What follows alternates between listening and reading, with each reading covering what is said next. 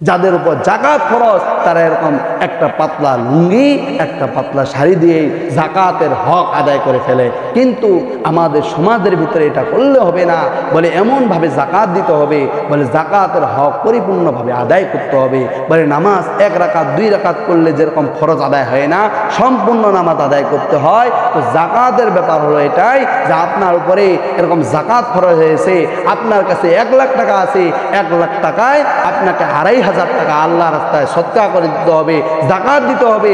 বলে মানুষদেরকে নিয়ে আসতে হবে না যে আমার বাড়ির মধ্যে আসো, আসার পরে আমি যাকাতের ব্যবস্থা করব। আমাদের বরঞ্চ উচিত বলে যেই ব্যক্তিরা যাকাতের মাল খেতে পারবে তাদের বাসায় গিয়ে আমাদের যাকাতের মালটা পৌঁছায় দেয়া।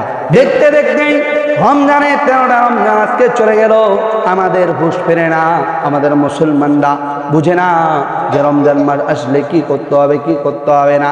অনেক মানুষ আছে রমজানের অপেক্ষায় থাকে, বলে কখন রমজান মাস আসবে আর কখন আমরা যাকাতের ব্যবস্থা করব। কারণ আমাদের যাদের উপরে যাকাত ফরজ হয়েছে, মালিকে নিসাব যারা হয়েছে, যাদের 52.5 তোলা রূপা আছে এবং 7.5 তোলা স্বর্ণর মালিক হয়েছে, তাকে মালিকে নিসাব বলে, তাকে মালিকে নিসাব বলে।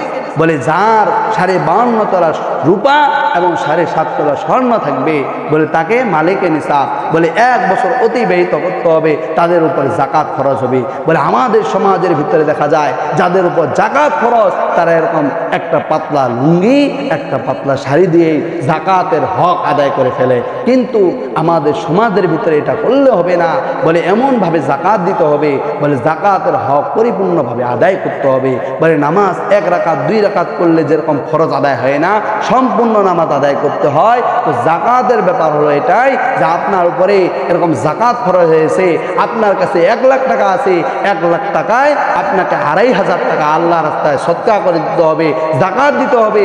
বলে মানুষদেরকে নিয়ে আসতে হবে না যে আমার বাড়ির মধ্যে আসো, আসার পরে আমি যাকাতের ব্যবস্থা করব। আমাদের বরঞ্চ উচিত বলে যেই ব্যক্তিরা যাকাতের মাল খেতে পারবে তাদের বাসায় গিয়ে আমাদের যাকাতের মালটা পৌঁছায় দেয়া। এরকম চেষ্টা করব তো ইনশাআল্লাহ। আল্লাহ তাআলা আমাদের সবাইকে আমল করার তৌফিক দান করেন, আমিন।